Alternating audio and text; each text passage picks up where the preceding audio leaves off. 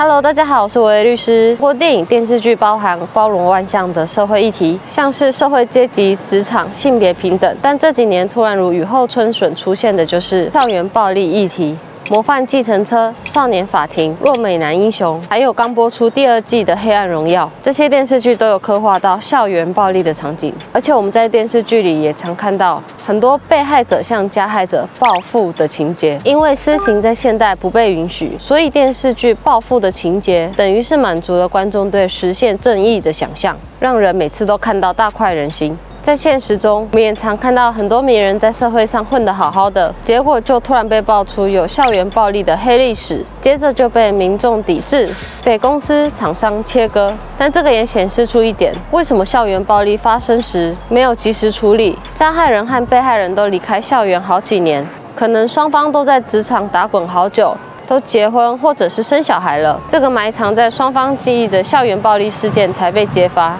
除了一些非常严重的个案，不待被害人举报，司法就需要直接介入以外，但这也显示出一个点，往往比起事发当下遭到学校法律的制裁，加害者常面临的是数年后的社会性制裁，就是让加害者数年后被社死。今天就要来和大家具体讨论一下这个校园暴力的社会性制裁取代法律制裁现象的原因。校暴加害人受到的法律制裁有限，还有校暴常升级成父母间的对决。首先从法律规定本身来看，校园暴力的加害人往往是国高中生，因为还是未成年，如果犯罪的话，会适用少年事件处理法，而少年事件处理法的立法目的是要保护少年、教化少年，所以常常以训诫、假日生活辅导、感化教育等等来处理案件。所以说，被害人最后如果鼓起勇气去提告、去报警，要配合学校和司法机关调查，要花费很多时间，也会变得身心俱疲。抢到加害人之后，也不会受到多大的惩罚，自然被害人就没有动力去争取权益。再来就是校暴常从孩子间的纷争升级成父母间的对决，加害人的父母比起反省，反而更着重于防御。他们为了保护自己的孩子不要被转学，不要受到刑法的制裁，会不择手段的采取所有能做的行动。像是《黑暗荣耀》中永进的妈妈，在永进欺负的女孩缩喜坠楼之后，勾搭上刑警一起试图面证掩盖真相。女儿永进没有受到教训，之后就继续在学校为非作歹，对女主角童恩展开残忍的暴行。主角童恩报警之后，永进的妈妈就跑去找童恩的妈妈，用大笔金钱利诱她选择和解。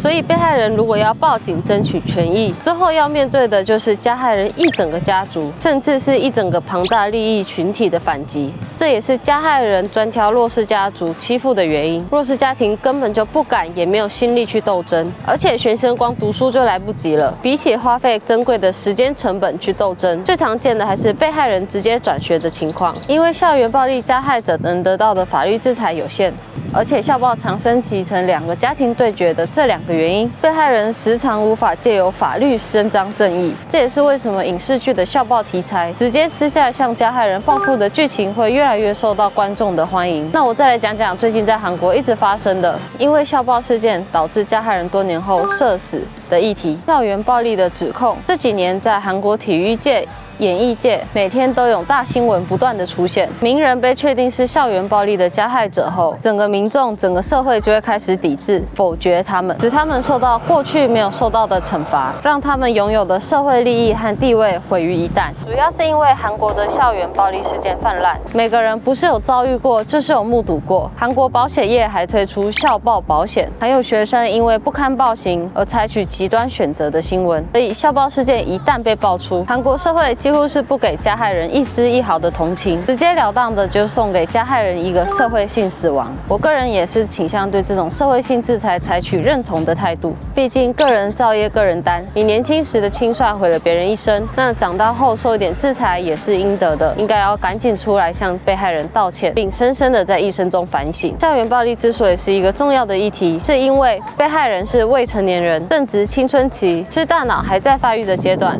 也是自我认同和人际关系发展的重要时期。如果正在发展的大脑和心灵充斥着被凌辱、被拳打脚踢的情景的话，未成年人的心灵会怎么样成长呢？不同于加害人被指控校园暴力之后，常常会反映说忘了有这件事吗？校园暴力会造成被害人一辈子的心灵创伤，痛苦会折磨被害人的一生。即使被害人之后成年了，也很难完全摆脱阴影，像什么事都没有发生过的一样自由自在的生活。而且对未成年人来说，校园是他们人生第一次接触的团体生活，也是他们第一次展开社会生活。如果他们初始的社会生活就经历这种孤立、挫折、痛苦，那他们未来也很难放松与人相处，也会习惯处于警戒状态，不容易信任别人，也不容易对别人付出自己的真心。而且从青少年时就习惯以没有尊严的方式生活，那未来也可能会习惯性的放低自尊，习惯讨好别人，习惯忽略自己的需求。那在未来的人生中，可能更容易妥协在被贬低、被轻视的生活中，因为那个人的自尊在年轻时就被扭曲了，导致之后在社会中被欺负，可能也会觉得没什么，反正都适应了。韩国演艺圈大前辈朴明珠 Park Myung-soo 1-2年前有在广播节目中提到，他自己也是校暴的受害者，虽然现在已经50多岁了，还是会记得当时的心情。他更提到，施暴的人不会打了一次就停，而是会一直打，一直打。在未成年时期、不懂事的时期，确实会有失误的时候，但是请真心地感到抱歉。以受害者的立场来看，如果加害人连道歉都没有办法做到，那他也会觉得很生气。普遍来说，如果被害人未来在社会中行走得很成功，那或许可以恢复一定程度的自尊，但伤痛尽管已痊愈，还是会留下一个伤疤。幸运的人用童年治愈一生，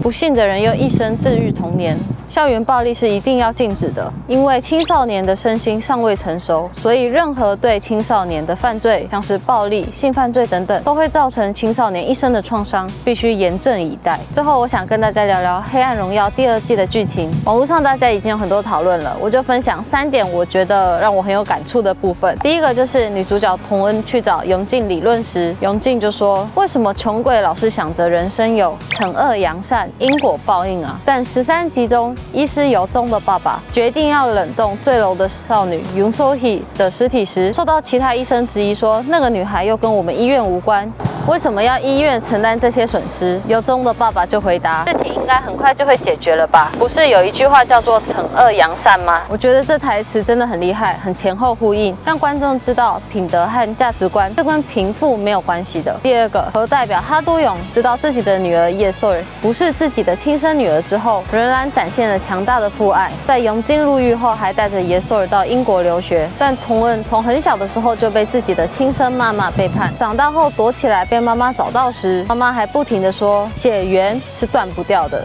你跑到哪里我一样都找得到你，让观众知道父母对子女的爱不一定是跟血缘有必定的关联的。第三个，何代表在监狱中见永靖的时候说，建议你找几个好律师，人生在世最不能省的钱就是律师委任费用。这个不是我在广告自肥，但是我真的看太多一开始不愿意花个钱请律师，最后反而亏得更多的例子，也有看过最后事情搞得一团糟，最后事情变得一团糟不可收拾时才请律师已经来不及了的案例。最后想问大家，对《黑暗荣耀》的最后结局有感到满意吗？觉得5人帮中谁的下场最惨呢？欢迎大家留言一起来跟我聊聊哟。